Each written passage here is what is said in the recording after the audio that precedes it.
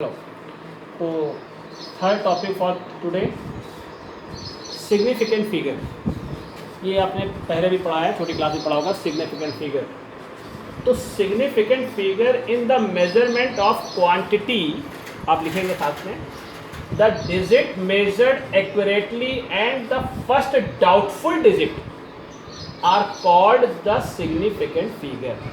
Significant figure का सीधा सा मतलब है कि जैसे मान लिया 4.327 लिख दिया, तो पॉइंट के पहले भी 4 यानी कोई डिजिट है और पॉइंट के बाद डिजिट है, तो बेटा इसका सिग्निफिकेंट टोटल कर लीजिए 1 2 3 4, तो इसका सिग्निफिकेंट फिगर क्या होगा 4।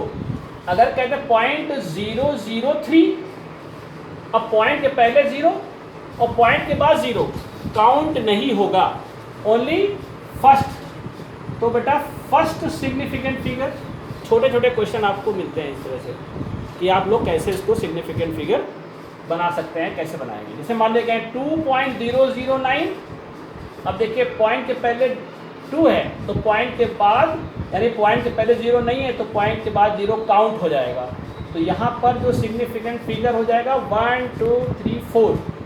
ओके, इस तरीके से सिग्निफिकेंट फिगर आपको निकालने होंगे, एक एक नंबर के क्वेश्चन पूछे जाते हैं। अभी मैं आपको कुछ क्वेश्चन दे रहा हूँ, उसके सिग्निफिकेंट फिगर आप लोग निकालेंगे। ओके, फिगर में आपको हमने ये इतने 10 क्वेश्चन दिए हैं। अब देखिए कितना सिंपल है कि आप किस तरीके से जो सिग्निफिकेंट फिगर का रूल है उस रूल को अप्लाई करके कैसे इसके क्वेश्चन आप सॉल्व कर सकते हैं। Okay, state the number of significant figure in the following. ये देखिए 10 क्वेश्चन दिए हुए हैं। 5 4 6 1 बताइए सिग्निफिकेंट फिगर 4, लिखते जाइए 4। देखिए 5200, ये भी 4 डिजिट, देखिए 4 है। इसमें कितने होंगे 4, पॉइंट के पहले 0 नहीं है, पॉइंट के पहले कोई डिजिट होती है तो पॉइंट के बाद 0 काउंट हो जाता है। तो ये 1 2 3 4 5, तो ये 5 होगा।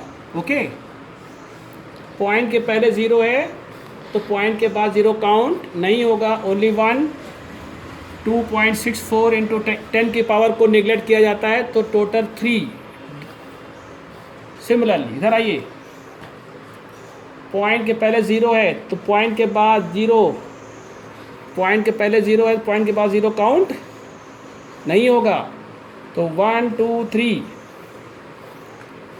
ये देखिए पॉइंट के पहले डिजिट है तो पॉइंट के बाद 0 काउंट हो जाएगा, 1 2 3 4। सिमिलरली 1 2 3 4, और यहाँ देखिए पॉइंट के पहले 0 है तो यहाँ तो काउंट नहीं होगा, ये काउंट हो जाएगा 1 2 3 4।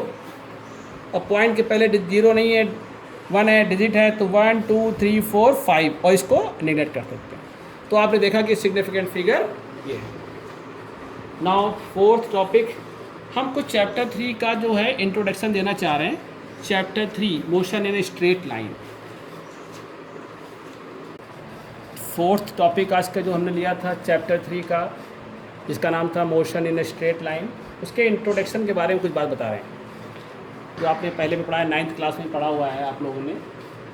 तो 9th क्लास में मोशन और रेस्ट के बारे में पढ़ा है।